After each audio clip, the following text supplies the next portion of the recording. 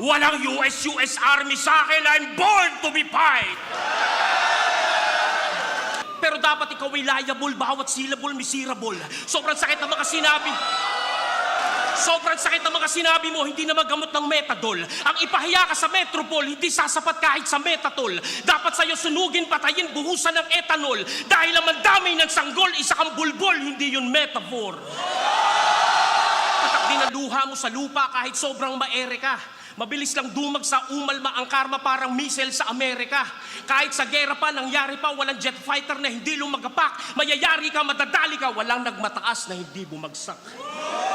Salita man ako na masakit dito, hindi yung babawas ng puntos. Rekta to sa'yo at wala akong nilabag na 10 utos. Pasalamat kay EJ Power, nagbinago na ako ng Diyos ng lubos. Dahil mas kupal pa ako sa bisitang nakitae, tapos hindi nagbuhos.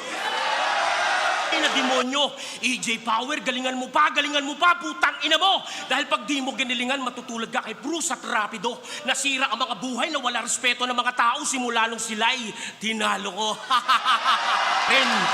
Pero dapat humble ka pa rin. Kaya huwag kang masyadong magyabang.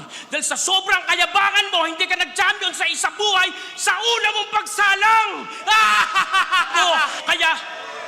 Kaya ano, tangina mo, real talk, real time, that's the fucking line. Yung pagiging kupal mo, eto na yung sign na mamamatay ka na. Hintayin mo lang yung time.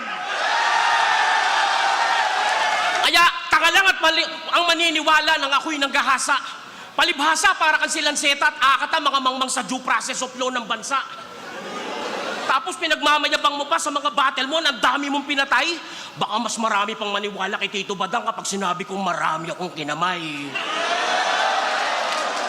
Yo, what's up Tito Badang, no? Nakakatuwa lang, ha? Kasi yung maraming comment ngayon dun sa battle namin ni EJ Power na kesyo si Lanceta daw yung ghostwriter ko, may ghostwriter daw ako. Malaluni daw na hindi maintindihan pero ang ganda ng kinalabasan. Guys, eto lang po yan. Di ba pag bano ako sa mga battle ko, kinukupal nyo ako, inaasar nyo ako na wala akong silbi, hanggang doon na lang yung kaya ko. Ngayon, ginalingan ko. Puta, yung ginalingan ko, may ghostwriter na ako. Hindi ba pwedeng ginalingan ko talaga at para kung sakali man ma-break it down nila Luni, kung sino man sila Jonas, nila Akata, nila Lanceta dyan, kung sino man magbe-break it down yan o magre-review, at least, di ba, may masasabi silang maganda. Yun po yun, hindi porket ginalingan ko at tinaliman ko, nagmultis ako, ay may ghostwriter na ako. Grabe naman kayo. Wala ba akong karapatan para gumaling? Kasi nga ito, sabi ko sa inyo, di ba?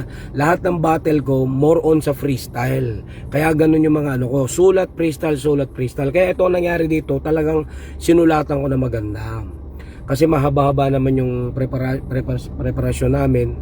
Kaya ginalingan ko talaga. So, abangan nyo pa ako, no? Sa September, may battle ulit ako sa Accents. Diyan, Battle League. Abangan nyo kung sino yung makakalabang ko. Papakita ko na naman sa inyo yung mga malulupit na bara ni Tito Badang. Abangan nyo yan. Pero sobrang natutuwa ako kasi pag ginalingan ko pala, may tagasulat na ako. Wow! Ang galing ko pala, no? Sobrang nakakabilib, no, na halos mapantayan din natin yung mga bara ni EJ Power. Sobrang nagulat nga lahat sila, lahat ng mga battle MC sila EJ, gago, lakas mo Tito, ganyan. Pero proud ako doon dahil sulit ang ticket ng mga tao at kumbaga nabawi ko na yung mga sinasabi nilang bano, di ba? Gagalingan ko pa lalo na ngayon dahil mas gumaganda yung estado natin bilang battle MC. So gagalingan ko pa. Wala namang masama doon eh. Akala nyo kasi wala na akong itutodo pa. May tutodo pa ako, abangan nyo lang. Pero para sa akin guys, sobrang saya ko. At wala akong ghostwriter, grabe naman kayo.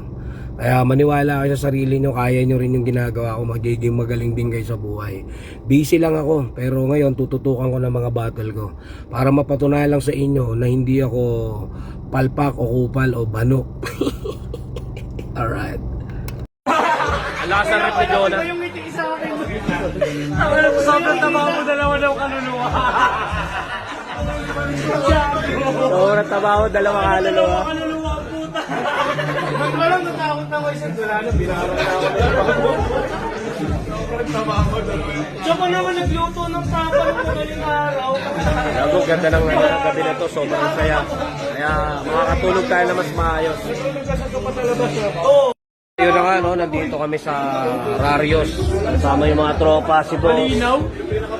Victus, Lanceta, yan, St. Luke, Marshall. Yan, dito kami lahat.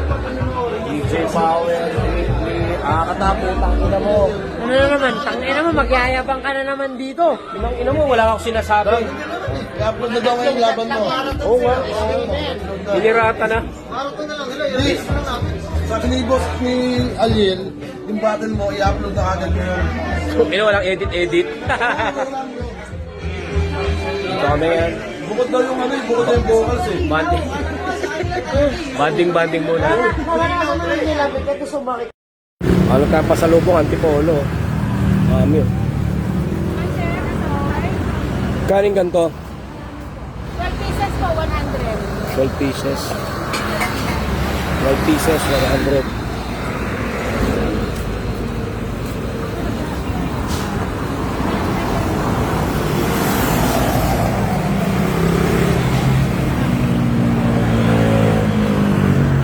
$12 ate. Sige. Hindi tayo ng ano.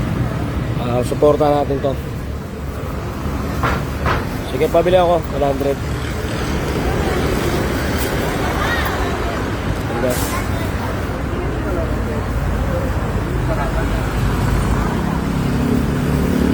Ate, yung bago ah.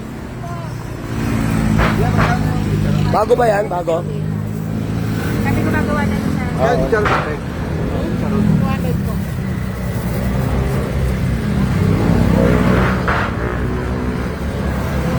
Okay to. Magkaling kasoy nyo? Ano ma'am, sir, 150 plain sa 1/4. 151 for 201. Sige, bibili tayo. Maganda rin dito sa Paddy's Point, Antipolo. Chelsea. Maganda rin, oh.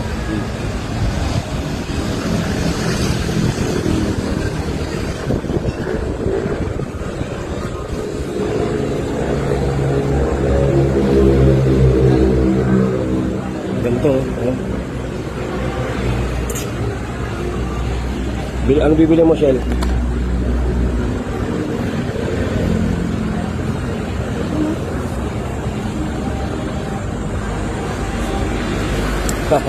Okay din dito, no?